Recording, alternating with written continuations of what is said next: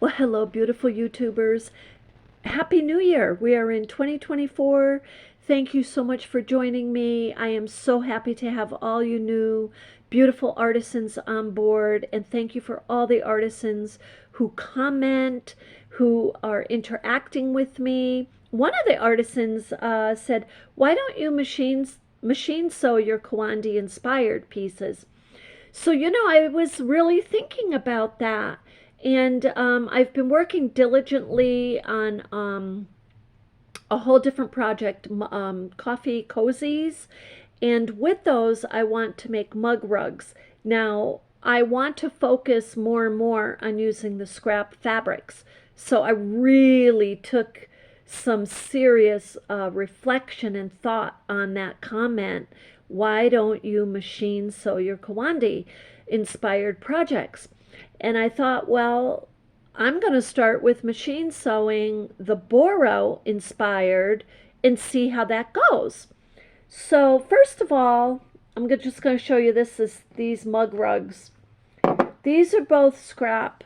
These are not Boro inspired. They're just a piece of fabric with back to front hemming and then stipple stitching. I was messing around. You see me over on TikTok just kind of sewing all different direction. I wanted to see what these look like. I wanted to see how the texture was, and I wanted to see what the back looked like. And I like these, so I'm keeping these.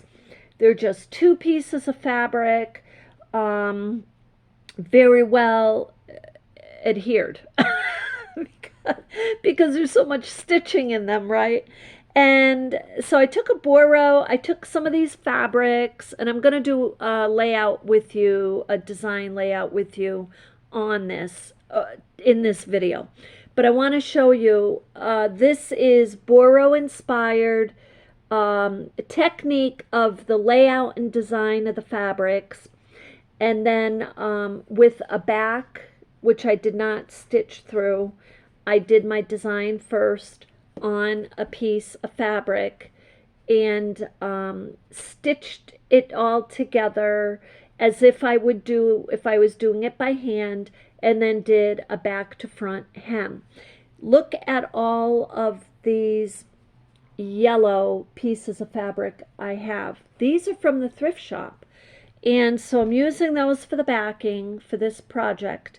And together we're going to lay out another design. So the design will be different because the fabrics are different, but there's some fabrics that are the same design. So that will thread together any set that you want to be working on. Something else I wanted to share with you. I get these old books on quilting, crocheting, and whatever else because I'm very interested in the historical piece of whatever I'm working on. And but I want to share with you a book that I got, and I'm going to put the title and the author in the bio here in the content. You'll see it. I can't show the book because I don't believe I can do that on YouTube. But one of the quilts in this book is made of scrap fabrics that are curvy. And I'm not saying they are cut in a pastel or a curve. They are scrap fabrics. Way back in the 1800s, right? Fabric was not as available as it is today at all. And every single piece they got, they saved. And they saved all their scraps and made quilts. And it's gorgeous. And so I want to take a different approach, let's say. Because look, with the Boro, you can definitely use your visible stitching or your top stitching or your hand Sashiko stitching, and you can create forms that are pronounced, like a heart, a chair, the sun, the moon. You can do that and add that to your beautiful design. The typical Boro design or aesthetic really was out of necessity, and they would take a piece of square, usually a rectangle, and to mend whatever it was that was torn and ripped, thus Boro building. So the Sashiko stitching is what brings it home and creates the Boro piece. So anyway, with all of that said, what I want to do in the next video is create some pieces that are pure scrap. Like, we're not going to cut them, we're not going to, and I'm not talking about taking a pile and throwing it on and stitching it over. I'm talking about what they did in the 1800s, is take these pieces and fit them together. That's just amazing. They could overlap, yes, but not taking a pile and throwing it on and stitching. That's a whole different technique that I have seen people use. So with that said, I am going to turn the camera around and hopefully not lose you.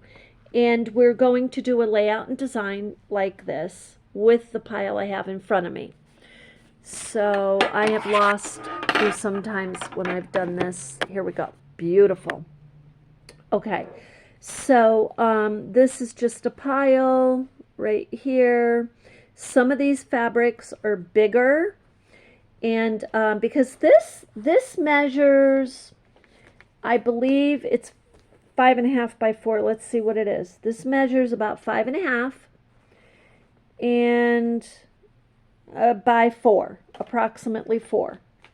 So this is what we're going to do, is just take these fabrics and we're going to use a Boro approach.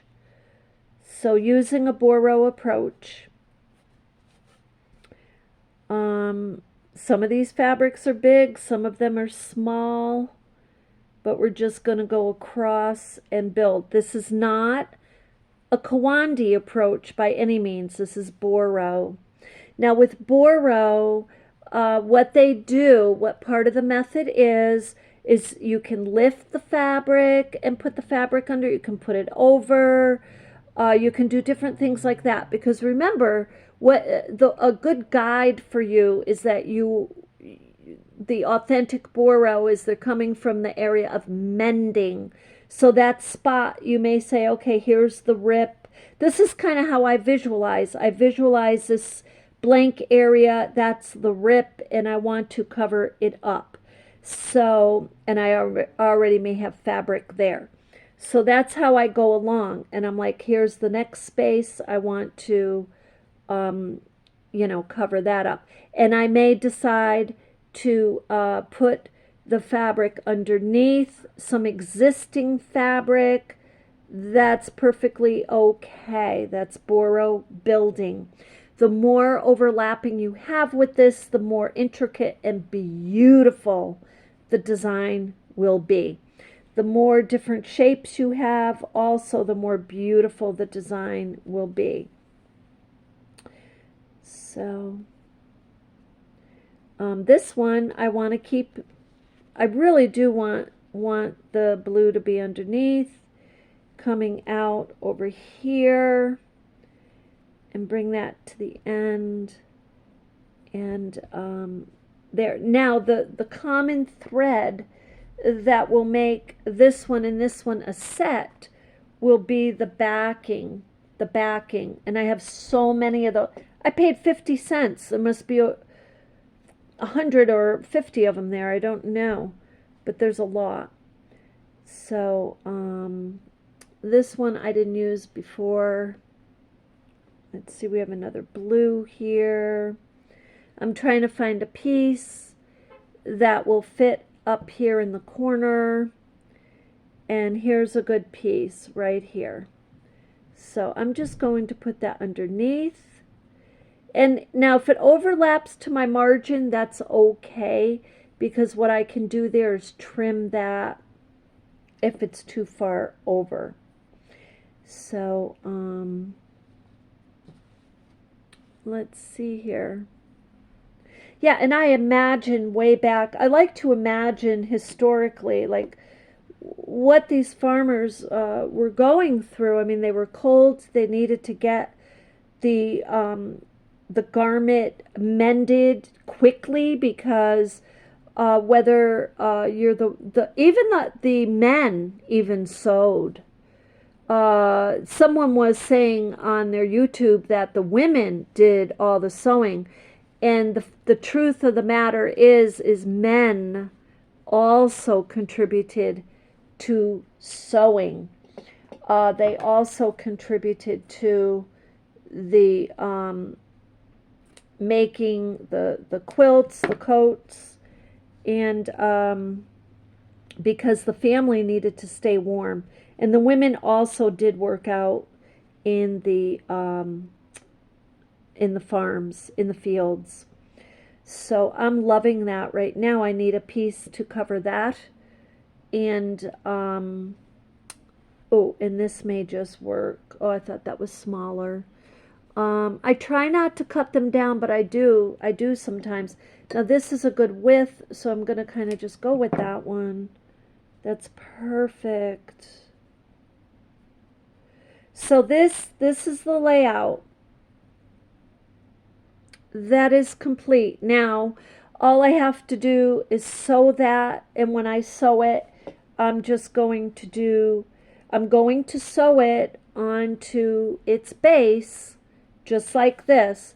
When that's complete, then I'm going to do my back to front hem. And if any of you want me to show you how to do that again, I'm more than happy. There's a number of videos out there on my channel to show you, but if you would love me to show you again, I'm more than happy to. So anyway, that's what I have for today, and I thank you so much for your comments. I thank the YouTuber for that beautiful suggestion of why don't you machine sew your Kawandi inspired project. We will do a Kawandi soon.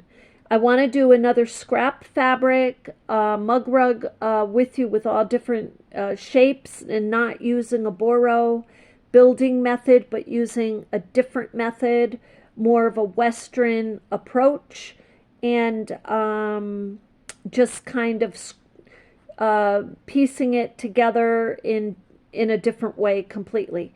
So anyway, you have a beautiful, beautiful day.